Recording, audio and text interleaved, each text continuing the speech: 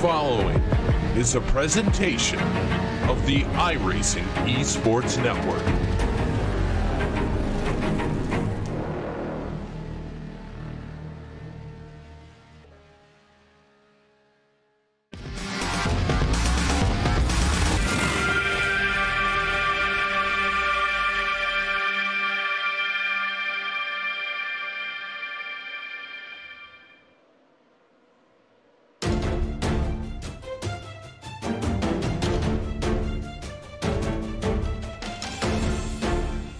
So we are just a few days away from Christmas as we welcome you to the Nurburgring, to the Formula Renault 3.5 Championship here on RaceSpotTV, streaming live as ever on the iRacing Esports Network. Well, drivers here today are getting ready to do 20 laps around this Nurburgring circuit.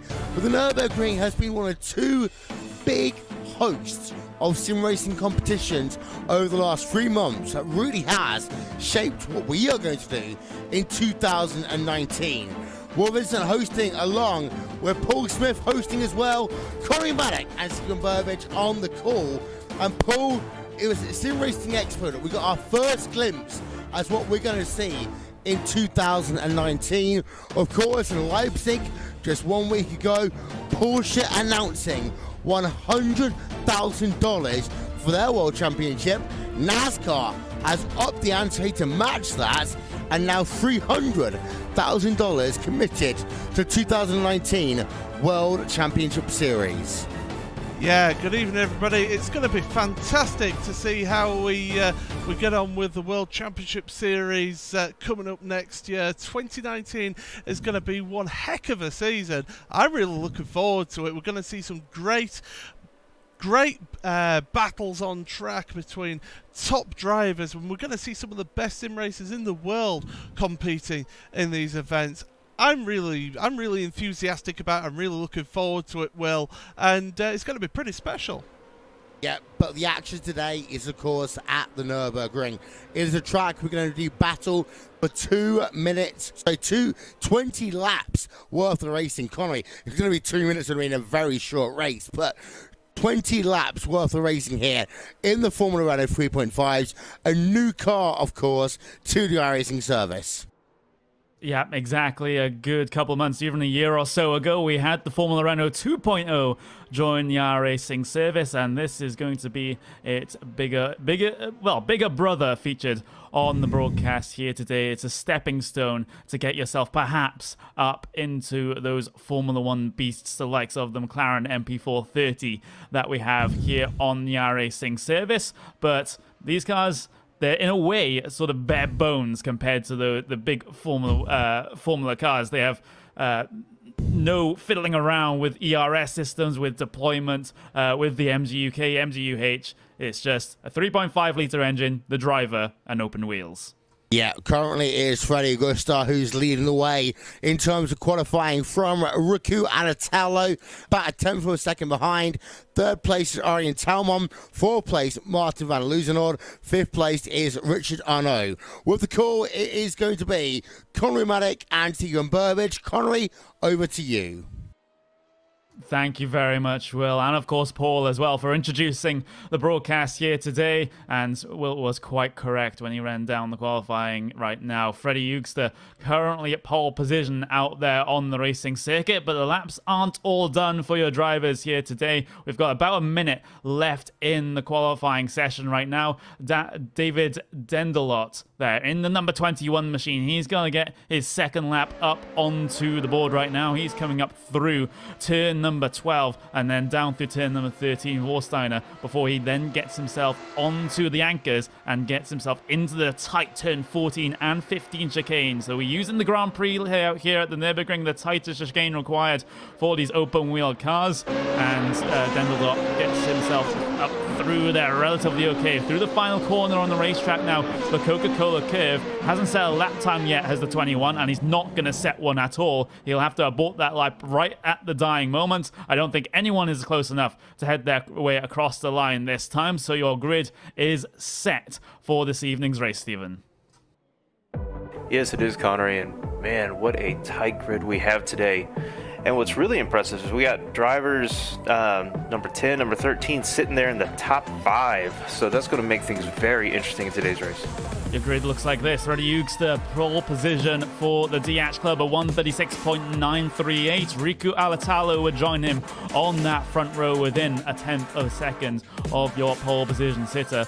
And then Aurélien Thalmann for France there, P number 3 with Martin van Loozenhood, P number 4. And then we cycle things back to look at row number 3. Richard Arnault and Victor Prato will consist of that row. And we've got Matthew Prudhomme and Antiola bringing things down to P number 8.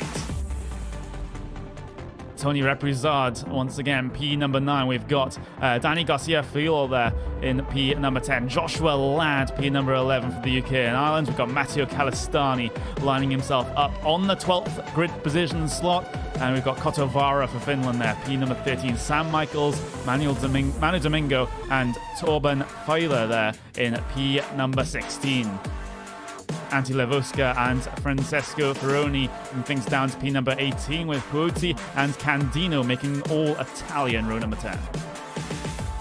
Joni Kaisen, P number 21 with Houghton, P number 22, Tellez, P number 23, and Patrick Wattenberg bring things down to P number 24. Then your final qualifiers, Nurburgring, we've got Scott McIntyre and David Dendelot. Did not set a lap time, so a back of the grid start for both Scott McIntyre and David Dendelot without setting a lap time in qualifying. But we're going to be very, very close to getting this race started here, and pole position does not have the inside line for the first corner. That is one of the quirks of this Nurburgring GP racing circuit. P number 2, if they get a good start, they can have a very good advantage indeed coming down in towards turn number 1 for the first time. Round number 2 of the iRacing Formula Renault 3.5 Championship gets itself underway, and it is a good start from P number 2 from Riku Alatalo, who'll bring it alongside your race leader down in towards P number 1. We're riding on board right now with your pole position sit up. Here comes Riku Alatalo down towards the inside, becomes the outside though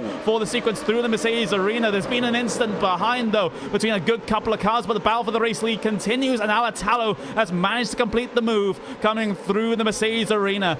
Absolutely fantastic stuff, and that is what a good start from P number 2 can do by giving you the inside line for turn number 1. Everyone else though single file further back, but we did have a pretty major incident further back there, Stephen, that does need to be commented on.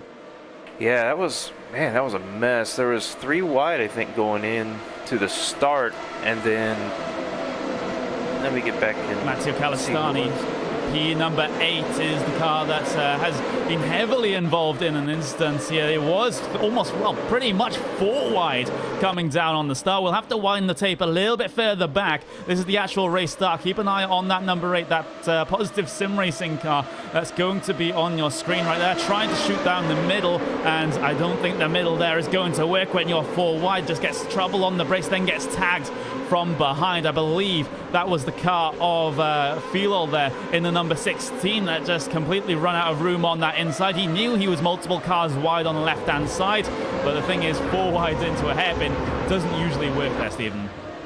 No, it doesn't, and really, they didn't have anywhere to go on the inside. The best thing to do was actually swing a little bit wider, but it seemed like everybody really wanted an inside line. You can't put 3 cars in 1 car space.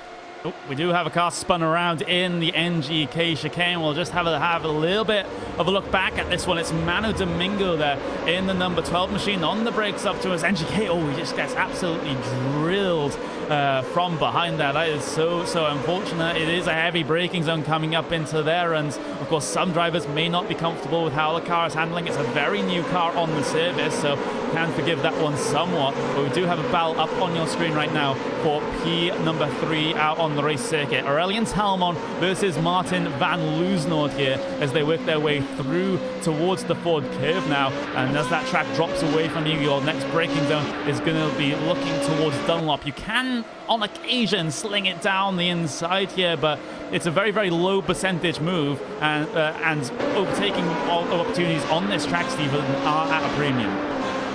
They are, but the beauty about the Formula Renault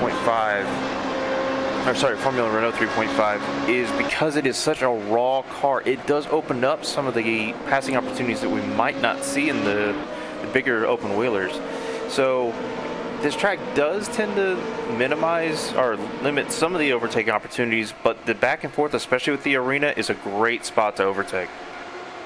It is. This is one of the overtaking opportunities up in towards the NGK chicane, but no one confident this early on to sling one down the inside at that particular portion of the racetrack. This battle will continue coming down into the Coca-Cola curve. That was Richard Arnault there in that red race clutch car that you saw just swerving coming down in towards the Coca-Cola curve. He might even have an opportunity here. Maybe DRS open and in effect for Richard Arnault. Defensive line taken by Luznor, but Arnault's managed to find a line into the corner, takes the inside away, takes the pass as well. Luznor will try to fight this one back off the Mercedes arena, and he might even have an opportunity coming down in towards turn number 3. He does search for the inside, goes deep on the brakes. There's Luznor, and he manages to get that pass back on Richard Arnault. Fantastic fighting, but I get a feeling, Stephen, that this one isn't done yet, because Arnault has a very good run out of 4, has a lock in towards turn number 5, but that is definitely not an overtaking opportunity. Yeah, I mean, and just what we were talking about earlier, it's all in that arena. You set it up right, you can really make a good pass, and it makes it exciting because it normally lasts a few corners, so nothing can go. Oh, down from the inside, contact. Oh, that is not what we want to see. That was a lunge and a half from the Frenchman, but it didn't really work out, and the car of Martin van Luzenhout spins up into the gravel. We'll get a second look at this one on the replay. You'll see them come down towards that Dunlop hairpin. It was a late move there from the race clutch driver, but there was a little bit of space given on that inside there from Luznor. So Luznor very well aware of the fact that the dive had happened, but I think Arnault took a little bit too much space there, even though car's width was given to him. Yeah, I mean, it's real easy to get too greedy with that carousel. I mean, it is banked, so you think you can go in faster than perhaps you should, and it tends to leave cars kind of washing out mid-corner. And I think that's exactly what we saw there. Yeah, exactly. Riding on board then with Victor Prieto, and he's going to look to try and capitalize on that instant somewhat, because maybe you would have thought that Richard Arnault got a little bit of damage to the front end, but his front wing does look pretty okay. It makes a little bit of an error coming down in towards turn number 1. So maybe that car isn't entirely healthy. We'll just have to keep an eye on this one just for now. But Victor Prieto watching and waiting and stalking behind the race clutch driver right now. He gets a good exit out of turn number 4. But the thing is, as we've already discussed, turn number 5 isn't the greatest of overtaking opportunities, but it is a corner where you can just pile on the pressure from behind. Exactly how Victor Prieto is doing it right now. Down in towards Dunlop then, looks to the inside Prieto. You can just see by the body language of that car that he wants to get aggressive. He does want to send it down the inside out one of these corners, but the thing is, it is still early doors in this race. We're not even over the quarter of the way in just yet, but a fantastic run for Prieto through the Michael Schumacher S's, but once again, up in towards that left-hander. The move simply wasn't on. We're riding on the back of Richard Arnault right now, looking back at Victor Prieto, and if Richard Arnault does have a little bit of damage here, then he's going to have a very, very tough job indeed to try and defend this move. He's been off the pace ever since that incident, so this is definitely one that Victor Prieto can very much capitalize on, but it looks like he's going to be dropping back right now, coming through this third sector. It's worth reminding everyone, though, that these Formula Renault 3.5s, they do have DRS that they can use during the race. It can be used at any point on the racetrack, so unlike the Formula 1 counterparts, but you do have a limited amount of DRSs to use throughout the race. But we're just going to bring Paul back up into the commentary booth right now, and just having a look at this battle that's on the screen for you right now. Just talking about the DRS issue, you basically got to treat it like a push-to-pass in IndyCar, for example, but instead of giving you extra engine speed like in IndyCar, it just opens up a flat in the rear bodywork. Yeah, it certainly does. It gives you an opportunity to get a little bit of extra speed with less drag on the car. Of course, we saw that introduced in Formula 1 first, and these cars, they utilise that as well. It is tricky to overtake, as you've been mentioning, around this track, so therefore these guys, they've got to be patient. They've got to maybe it's a thinking man's track and think about their moves, and look at that, Prieto is all over. He's making Richard Arnault think for sure.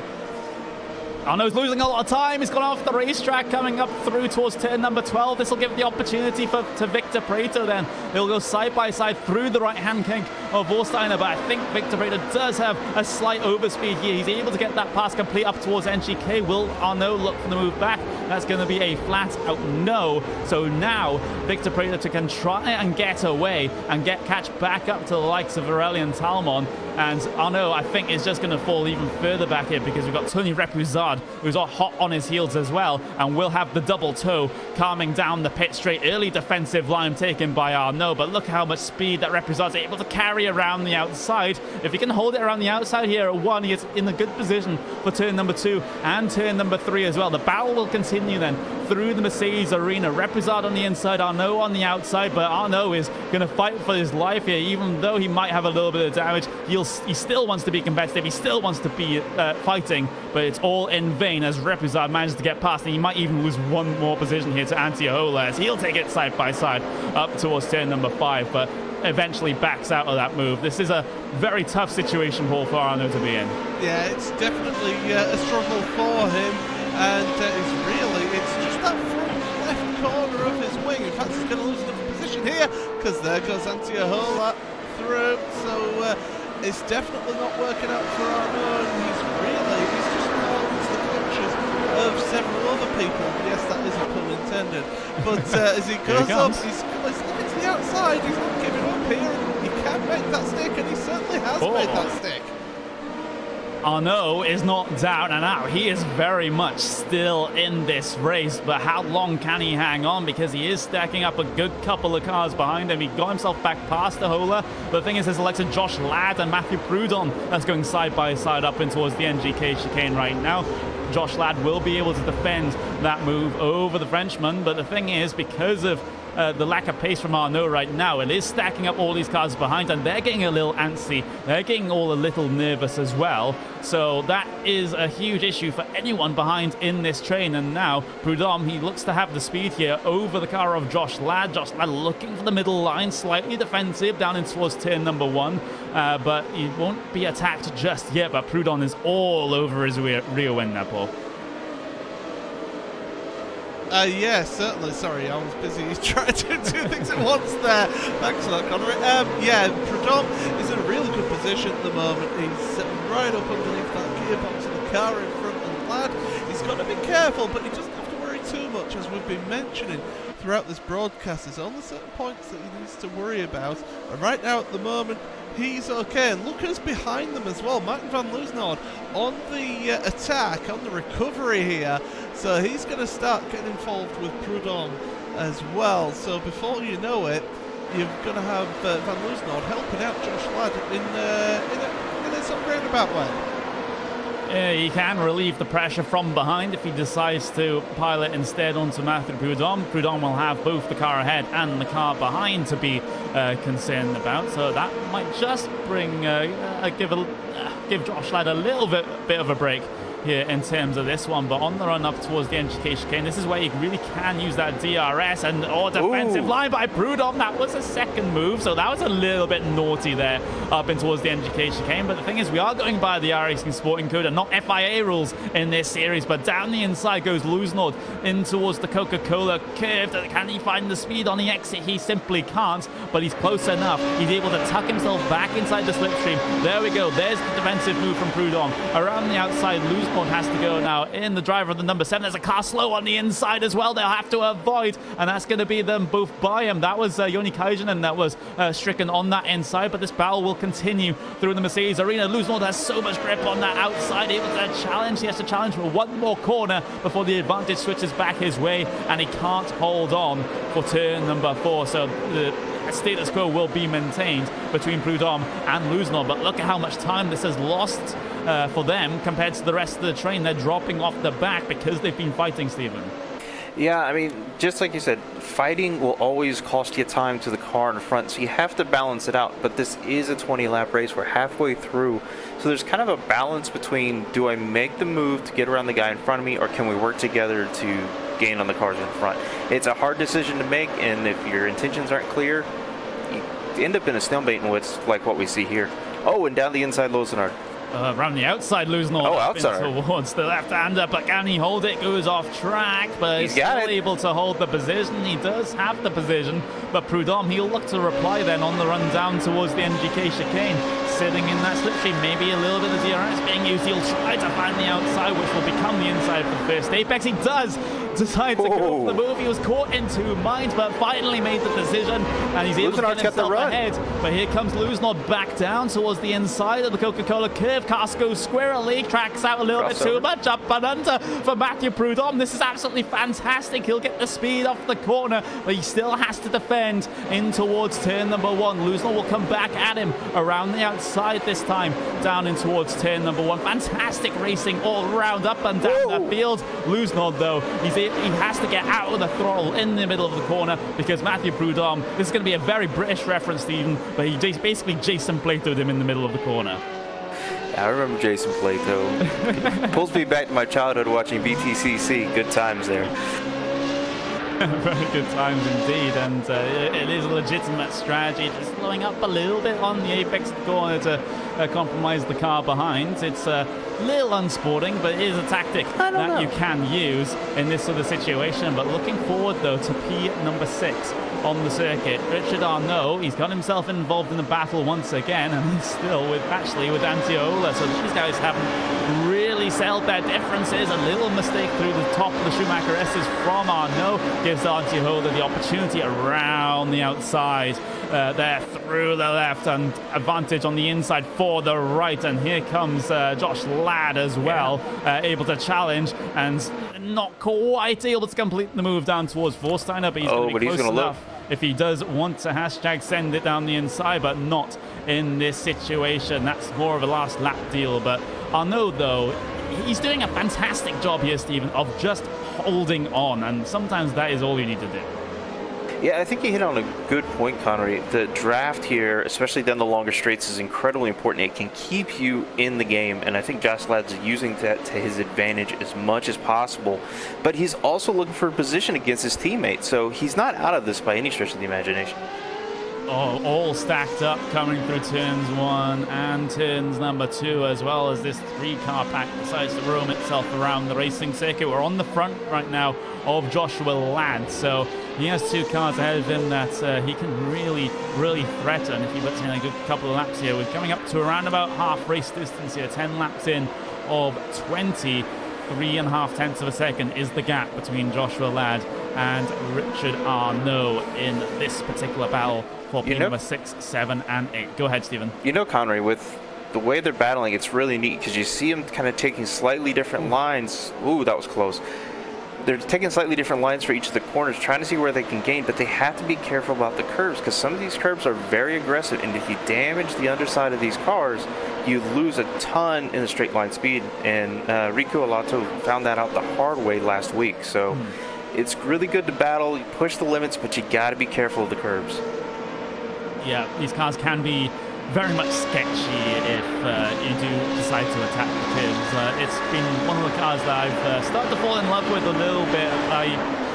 For the past couple of years, I haven't been really been racing, but the Fallen Renault 3.5 really does play to my particular strengths and has got me back into being an active racer on the iRacing service, which is probably not what anyone wants to hear, considering how I drive sometimes, but we'll have the standings up on screen for you right now. Riku Alatalo leading the way by about a second over Freddie Eugster, with Aurelian Talman and Victor Prato rounding out your top 4. Then you've got Reprizard, Antiola, Richard Arnault, and Joshua Ladd there rounding out your top 8. And it's very interesting to see how the front of the pack has spread out. It's basically a 2-car breakaway right at the front with Alatalo and Eugster, and Eugster's actually managed to close the gap up a little bit. It was around about 9 tenths of a second last time by.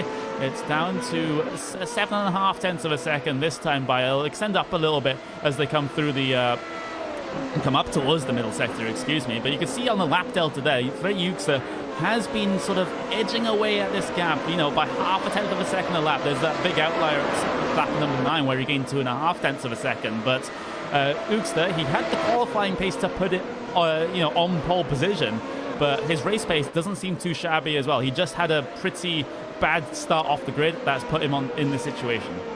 You know, and you bring up a good point there. Not everybody's strength is qualifying, and I think that's what we're seeing here is, you know, there's a short run strength, and then there's the long run strength, and Oosters really seemed to show he's got that long run pace.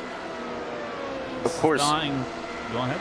Oh, of course, we can't leave out Tallman because he's right there, so if those front two start battling, he's going to be able to reel those two in and make it a three-way battle for the lead. Yeah, that's what he has to be hoping. A little mistake there from Arnaud coming through NGK, and Joshua Ladd will take the opportunity down the inside at the Coca-Cola curve, but simply can't find the grip on that inside line to be able to make it side by side down the straight. But he can dive straight back into the slipstream. Arnaud defensive. I think this is a little bit of deja vu here that we're seeing, but Josh Ladd will sense that the inside's going to open because Arnaud wanted to return to the normal racing line, and Josh Ladd will be there saying, thanks, I'll have that inside line, but Arnaud will still try to battle back on that outside. So the two Race Clutch teammates battling here, and oh my god, that's Matthew Prudhomme taking the initiative down the inside at turn number 3. Around the outside at 4, you'll have to go take the off track on the chin because you've got the position, Matthew Prudhomme, as long as you can secure it on the brakes into 5, and he does. That's fantastic opportunistic driving there, Stephen. That was, I mean, it was taking advantage of the battle between teammates, but man, that exit of the arena was incredibly close. I didn't know if that was going to be contact or not. Whoa. Some could say that maybe the off-track pass would be a little bit naughty in this situation, and perhaps they would be right. But the thing is, they're not going to sort it out by swapping positions. They will continue to battle it out off the top of the Michael Schumacher S's. Then Arnaud trying to fight back, and this has just been a storyline throughout this race. Arnaud trying to fight back, trying to find something in the car, and he's searching left, he's searching right, but can't find the position back right now. He'll get the draft up going towards NGK. He'll get the inside line through the kink. And oh my god, here comes Luzenord as well. 3 wide up in towards NGK. Can Luzenord get the 2-for-1 special up in towards NGK? He can. Oh! Fantastic driving from Luzenord, but not so much from Arnaud as he spins out of the NGK chicane. And that was contact. No, it was not contact. He spun all of his own accord, and Arnaud, for how much he was fighting, it all is in vain because he is out. We were talking about earlier, watch the curves, and I think he got a little too aggressive. You will get another look at that one. We just saw the replay up on screen as we'll actually go back towards the live pictures. Then Arnaud, the long walk of shame coming down the pit lane right now. But the thing is, that definitely won't be the last battle that we'll get to commentate here, because the battle for the race lead is starting to close up once again. It has been chipped away at by Freddie Eugster over the course of the first 15 laps that we've had here. But again, green on the lap filters, and that puts a smile on every single driver's face, Stephen. Well, I don't think it puts a smile on Riku's face because he's got competition in his rearview mirror and it's getting closer. It is, and Eugster, is this the case of him having saved up DRS at this point? Because you get 8 activations of it in the race here on the iRacing service. So if he's been able to sort of close up this gap, but also being able to save up ERSs for when he's DRSs for when he's able to be in a position to make the move, that could be the difference maker. But you've also got the antithesis to that as well. Rico Alatalo, he's been up the front this entire race. He hasn't had to use DRS to defend, so he'll have a good amount in reserve as well, theoretically. So it'll be very interesting to see how this one turns out. It could be, but the other thing is Alatalo could have been using it to extend his lead early on, and so there's 2 different ways to use it. You can use it to defense, or you can use it to stretch your distance out. So we'll see what the case is as this race starts kind of in its closing stages. Yeah, exactly. Coming up to around about 6.5 laps to go in this one. So the battle for the race lead still very much on right now because of Oogster's chipping away at the gap. And there's a car in the background as well that he simply can't count out either. That's Aurelien Talmon. He's sitting about 2 seconds, well, just under 2 seconds behind your leading pair right now. And if this leading pair does start battling, he can very much be brought back into contention. So if that happens, we'll have a 3-way fight for all 3 podium positions here today. That would be absolutely fantastic to see. But while this one starts to close itself up and sort itself out, we're going to have a little bit of a look further down the field, because we do have battles going on here. Matthew Prudhomme and Sam Michaels, the number 11 and the number 9, they are pretty close together out there on track, and it does seem that Michaels has the overspeed over the top of the S's down the inside at the left-hander, and able to complete the move. That was pretty textbook there from the number 9. Well, Connery, remember, Prudhomme had that impact earlier on, and that would have damaged the car a little bit and hurt the aero. So it really seems like he's lost the straight line speed he had earlier.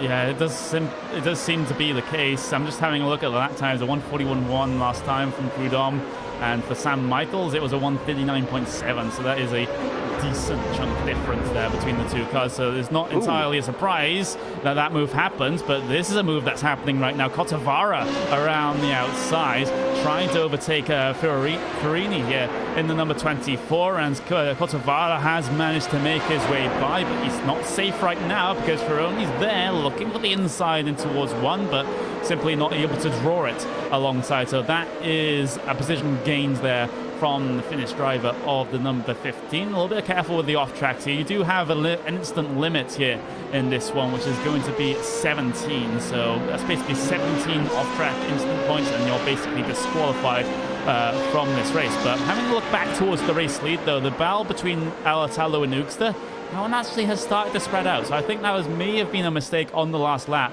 for Uksta. If I do check his lap times, he actually did a 138.8 last time by, whereas he's been running 138.1s, 138.2s throughout this entire event. So a mistake on lap number 14 for Freddie Uksta has actually brought Aurelian Talmon very much in drafting distance. That was exactly what I was trying to get to, Connery. Talmon is taking advantage of that mistake, and he's definitely reeled in quite a bit. I mean, he's almost within striking distance. He's probably starting to sniff that draft a little bit now. Yeah, he is. Just going to sit in the toe. Maybe use a little bit of DRS here and there to try and bring yourself up towards that rear wing of the car ahead, deep on the brakes as well, up and towards 1. So Aurelian Talmon sensing an opportunity here to get himself a step higher on that podium at the end of the race, but we've still got 5 laps to sort this one out right now. The number 24 has run into issues through the Coca-Cola curve. That is Ferroni. What exactly has happened here? It's a solo car instant from what I can see. On entry, let's have a look. Oh, he's just swapped the ends. That's just a simple case of sort of snap oversteer on the braking zone there, and trying to get the car turned around. Simply wasn't having any of it. The curb wasn't even a factor in that one. It was just a simple mistake. Yeah, a little too much rear brake bias, perhaps. Yeah, exactly. That can be an issue. If you have it too far to the rear, the rear start to lock, and Talmon's looking simply for lose control on the brakes. But looking up further forward, though, that's going to be, we're actually riding on board here with Aurelian Talmon, because Uksta looking very, very vulnerable right now. 1.2 seconds to the race leader. Here comes Talmon with the DRS up and towards NGK, battle for P number 2, and he squeaks his way through. Does Aurelian Talmon, and now perhaps he can give chase in the remainder of this race to the Finnish driver of Riku Alatalo up ahead. It's quite a gap. It's 2 seconds, but not insurmountable. But he really needs qualifying laps right now if he's able to challenge at the end. Yeah, qualifying laps indeed, because 2 seconds in 3 laps is a lot of time to make up, Connery. Yeah, it is a lot of time, and it's going to be even more coming through the Mercedes arena, so perhaps it won't be on for the race lead unless Alatalo makes a mistake. But Uksta, he's still on the back here, but he's starting to drop back a little bit, so we were impressed with his pace a little bit earlier on, just chipping away at the gap to the race lead, but it's starting to fall apart right now for the driver of the number 1. But there's still a hope here that he can get himself back up in towards P number 2.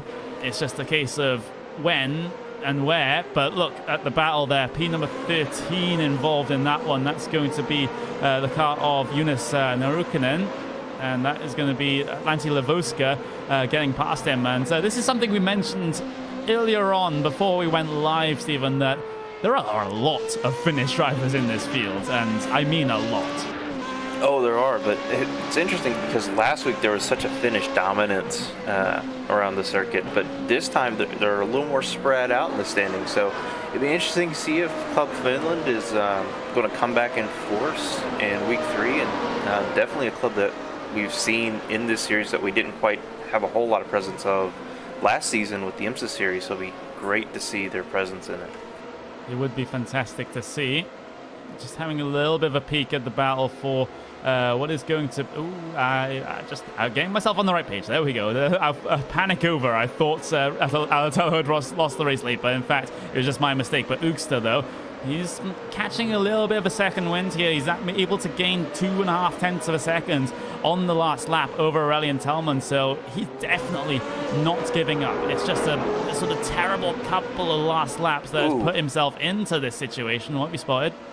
If you notice, when he came out of the arena, Oogster there had a little bit of a wiggle. He actually broke the rear end loose on exit.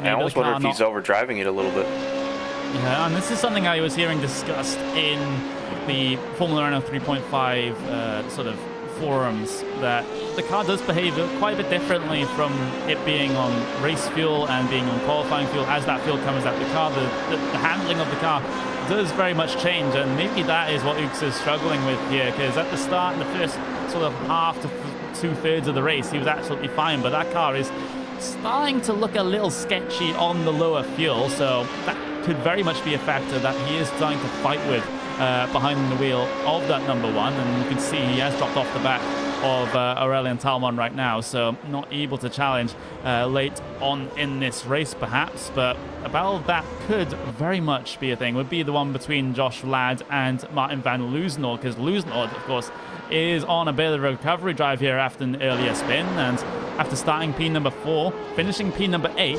P8's a good finish, but I don't think a driver like Loosenhoorn will be happy. No, but I mean, with any racing career, you've got your ebb and flow to it. You've got your peaks and your valleys, and what you have to do is you just have to learn from the races you don't perform where you want to and see what you can do. Oh, and we get a spin, Connery. Yep, we have 24. That is Ferroni. He did have an issue a little bit earlier on, up over the curb. There, that is a little bit sketchy. He does manage to get himself back on the racetrack and get slightly unsafe rejoin in the front of traffic there, but he was off the racing line, so at least he's got that going for him. But another mistake there for Ferroni. That's not the first that he's had this race. Hopefully for him, it will be the last, as we have just 2 laps to go here in this one. Looking at Martin van Loosenhoorn right now, trying to track down the car, the number 6 of Joshua Ladd. Did gain a good couple of tenths of a second last time by, but is it too little, too late for the driver of the number 7? We will just have to wait and see, but he simply does not have the time to work with. He does not have that luxury. No, I mean, as the clock ticks down, I mean, the luxury of passing and winning, it's just really hard. Looking at the battle for P number 10, though, that's going to be the car of Matthew Prudhomme versus Petri Kurtavara. Number 15 trying to track down Prudhomme, and again gets a very good launch off the top of the S's, and down the inside he goes, able to secure the position. I'm seeing a lot more overtaking at that section of the racetrack than I really expected in this one, Stephen. It seems that these cars can get a good launch off the top of the S's, and they can bring it alongside through that section. They can. And what's nice is they're not so dominated with downforce that you can run multiple lines, and so it's interesting to see how the drivers are playing off each other here. Here he comes. This is going to be Prudhomme, maybe looking for the move back in towards the Coca-Cola curve, but simply not able to do it. The leader has come across the line to take the white flag in this one, so only 1 more lap to go in the second round of the iRacing Formula Renault 3.5 Championship. No opportunity for Prudhomme to get himself inside the top 10 through turn number 1, but it's all been this driver right at the front of the field.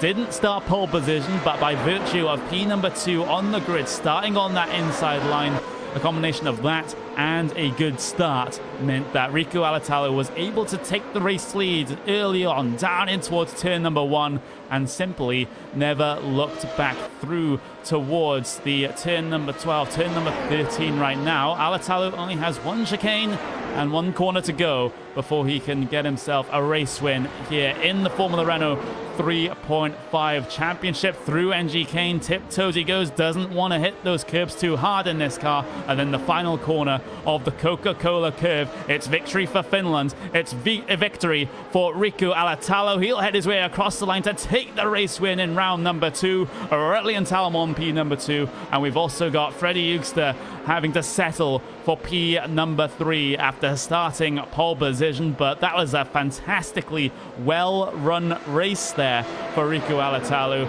getting himself ahead at the start and simply just ran his own race and never ever looked back. But there's still battling going on out there on track right now. We've got the battle for P number 16 going on out there on circuit, and Phil All is trying to defend from Ferroni here. Ferroni, he's had his issues so far this race, but can he gain a position back? He looks for the inside up in towards NGK, might even get the move complete before the braking zone even starts. So Ferroni able to stem the bleeding a little bit, or is he able to? Because Flil's got a good run off towards NGK. He'll squeeze him towards the inside, but Flil will not give up here. Almost side by side through the final turn, but Ferroni will hold on there at the line. Will get himself P number 16 after starting P number 18. An up and down race for Ferroni, but he ends positive in terms of positions gained over his qualifying. So still a decently well-run race. Yeah, I mean, with all the struggles that he'd gone through, Connery, just to be able to finish on a high note, I think is incredibly important. Exactly, and well, we'll have the official race results up on your screen right now. Rico Alatalo wins by 3.3 seconds over Aurélien Talmont. We have your pole position sitter of Freddie Eugster there rounding out the podium positions. Victor Preto, P number 4 with Repoussade, P number 5. Antiola, Josh Ladd, and Martin van Loosenord saw a lot of action, but they finished P number 6, 7, and P number 8, respectively. Sam Michaels, P number 9, and Petri Kotavala finishes in P number 10 after starting 13th. Looking back, though, you got Mathieu Prudhomme, who's also involved in a lot of fighting here today. He ends up losing positions, though, down from P number 7 to P number 11 with Antti Levoska, Jonas Naruken. We've got Ali Putti, Matteo Calistani, and Francesco Ferroni bringing things down to P number 16. Filol will finish 17 after unsuccessfully challenging Ferroni right at the dying moments. We've got Akio Teles, Patrick Wattenberg, and Richard Arnaud rounding out your top 20. And then we look further back to your P number 21, that's Fila, P number 22 being Candio, and then you've got your cars a lap down or more. Manu Domingo, Joni Kajanen, Scott McIntyre, Michael Houghton, and David Dendelot. So join us after the short commercial break here on RaceSpotTV Friday primetime for the Formula Renault 3.5 series. It's the post-race show just after this.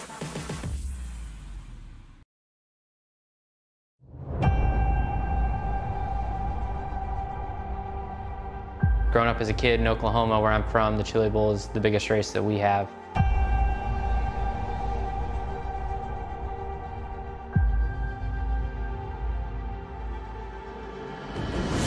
The Chili Bowl has kind of been my favorite race of the year.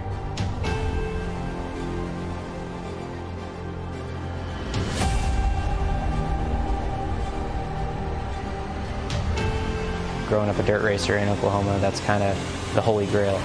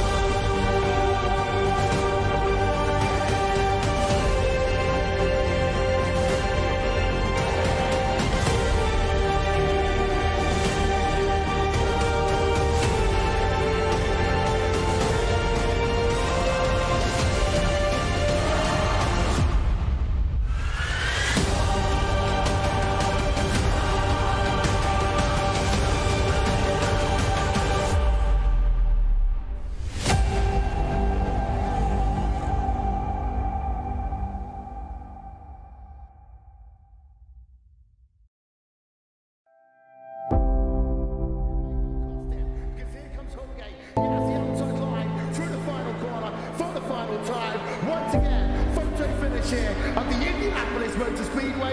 Will it be Tim Hogan? It's going to be Christopher DeMerit at the line.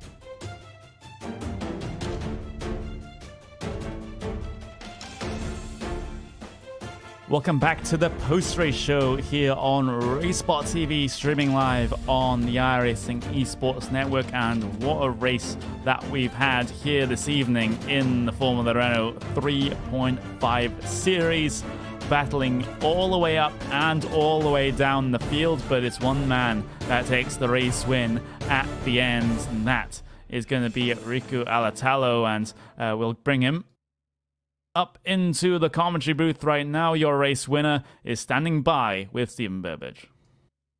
Well, Riku, I'm sure you feel a lot better after the challenges at Zolder last week.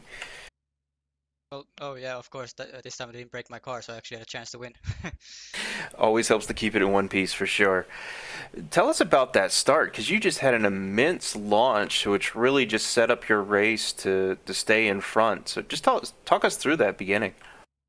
Yeah, I have a very consistent way of starting. It's not the quickest way, but it's not too much slower than the actual quickest, but it's very consistent, so I just use it. I should have gotten pole. I messed up qualifying, but so I knew I had to get past Freddy fast because Talmon is a very aggressive driver, and he was sure of it. He was going to dive bomb me at some corner if I don't get past. So luckily, Freddy made a mistake in the start, and I got a good launch into turn one, and yeah, I got the inside and got past, and then I just had to hot lap away.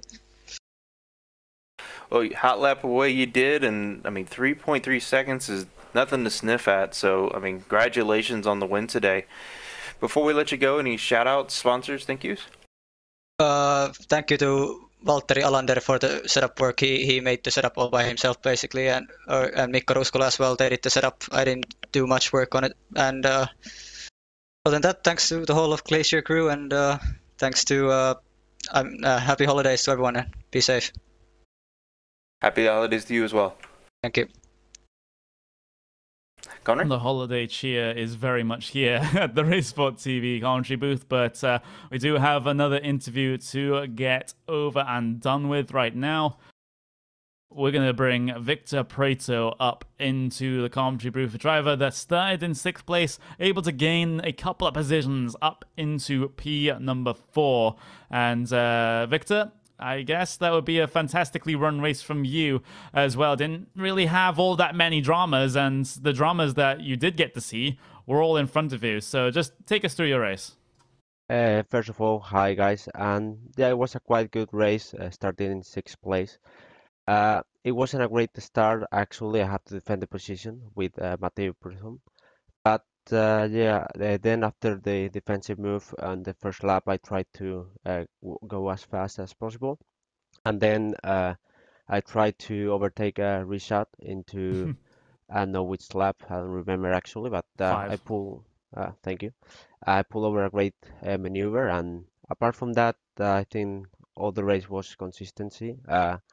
Racing against the clock, and yeah, top 3 was out of my way. I couldn't get the times, the pace they were getting, so yeah, 4th place is fantastic.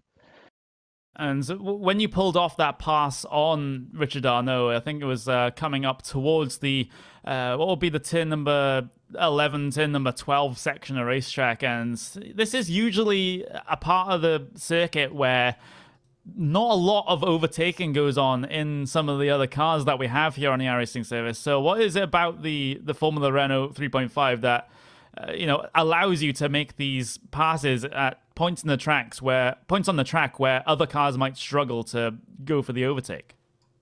Yeah, the car allows you to try to make these moves. I actually tried to pull over something like Ricardo does on the races actually, and when he went a bit wide coming to the corner, I saw the chance to open the RS, and yeah, that was a quite easy move actually.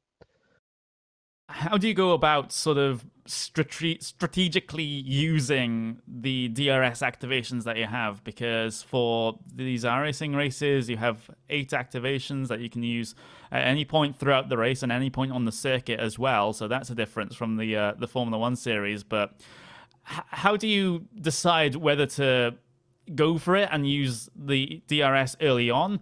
Or how do you decide to instead maybe save it for passes later on? What your thought process is when it comes to the usage of that system?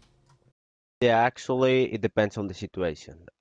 Sometimes when you're not battling with other people, I don't use it. I don't see it necessary because I'm not necessary to win any time or anything. But when you are with other guys and you're trying to gain the position, I try to save them for the last moments of the race if I have any chance of overtaking or anything like that.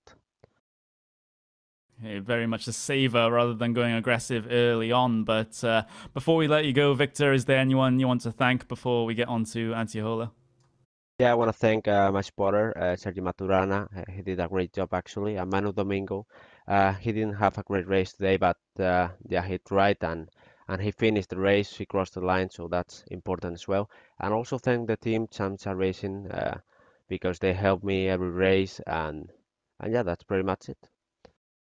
Yeah, fantastic result here today. P number 4, slightly missing out on the podium, but P number 4, a fantastic finish at the Nurburgring. And Victor, have a very good holiday season. Thank you. And we do have one more driver to talk to here before we decide to close the stream down, and that is going to be the driver that finished in P number 6. That's going to be Antiola, representing the Vendaval Sim Racing team. He's standing by with Steven. Hey, Antti. Hello. So it was a nice race. You gained 2 positions from the start, and I mean, you went from last season running the GT cars. Now you're running open wheel. What are some of the things that you've experienced in terms of transitioning to this new series?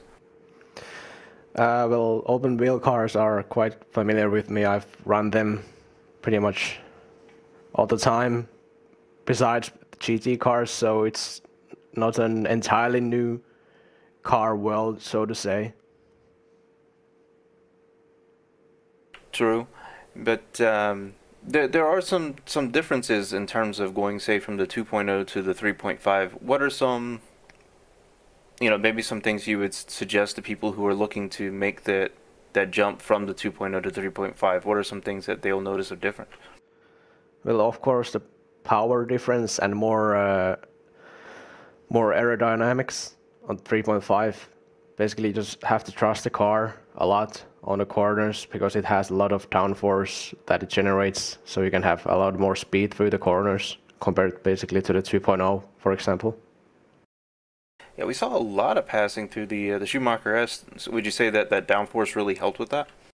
Yeah, of course. Of course, the car loses a bit of that downforce when you are behind someone, so you have to take that into consideration if you are trying to make a quick move coming out of the draft, so the car might basically break away when you are moving out of the draft, so you have to keep that in mind. That you do. So what are your plans for the rest of the season? Are you looking forward to it, or? Yeah, I'm trying to do the entire season and just hope I can make a better setup for the next race that I'm gonna do, because I've struggled a lot this week. Glacier did a fantastic job with their setup, and I'm really envious about that. Well, next week we'll be at Barber Motorsport Park, so any feelings for that particular circuit? That's gonna be a skip week. Skipped week. All right, so I guess we'll have to wait to talk to you again at Suzuka.